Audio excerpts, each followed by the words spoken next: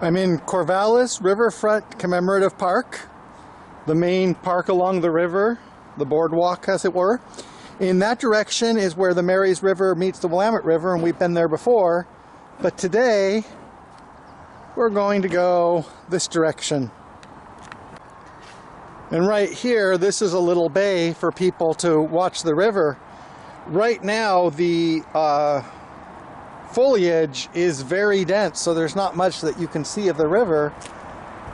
But you can see a lot of trees, and you can see the other side of the river in Lynn County. And over there you can see US Highway 20, or you can hear it, the bridge carrying US 20 from the coast through Lynn County and eventually in a long way to Boston. So right there we have the Courtyard Marriott. This is one of Corvallis's hotel districts close to downtown, probably for both business travelers and recreational travelers, and it's right next to this riverfront promenade. As mentioned before, it's been unusually rainy spring, and it's lasted into June. So here we have plants, mustard, some type of crucifer, and those are really big. Those are like 6 feet, 8 feet tall. And so it's a good year for plants, although being a good year for invasive plants doesn't mean it's necessarily a good year for native plants quite so much. A few blocks on, and this is in the entertainment district. There's a theater there and ice cream, the two most entertaining things. And over there you can see more cars parked, mostly going shopping or to the restaurants. For example, there you can see the framework. That's some type of outdoor seating. And that's, well, there's some more of it over there. And that's an innovation that started with COVID, and now it's just kind of a thing that people like to be outdoors more. And normally it would be warm and sunny and be a lot more fun to be dining outside. This is, as I've said, a late spring. According to the city website, this park, this walkway, opened in 1994. And I don't know what was here before then, but I assume there was always some type of riverfront activity here. So again, a little bit of an apology. I don't know if I picked the best day for this. On a normal June day, it would be in the high 70s, clear, maybe a little bit of hot, partial clouds. And this fountain would be full of people playing and lounging and eating ice cream. And today, all this beautiful park is more or less empty.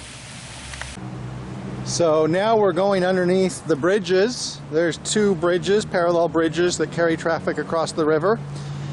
And this is going to a different part of the park. It'll look a little bit different. A lot less people in this part of the park. Here along the river we can see how high the river is. High for this time of year, but if you look at these water level markers during real flood years, it can come up as high as this, such as it did in 1996, the famous floods then. Well, famous in Oregon. But still, pretty high for June. So this is where the sidewalk ends, literally. The pathway end, the paved pathway end, and we just have this gravel road down to the river. And along the boardwalk, even though you can look at the river, there's not really river access. So at the end of this gravel road is where you can actually reach the river. So here's this footpath, overgrown grass on either side, going down. So less improved than what we saw before with, the nicely trimmed landscaping and the fountains and the benches. So this here, this gravel road going down to that concrete in the river, this is the only river access in Corvallis, in downtown or central Corvallis. There's a lot more south of the river. But here, this is all we have, and it's not exactly aesthetically pleasing or environmentally grandiose. It's mostly invasive plants and mallard birds. And it's kind of a contradiction because Corvallis is known for its environmental consciousness. But as far as like river access, Corvallis has less and worse river access than Portland, Salem, Albany, or Eugene.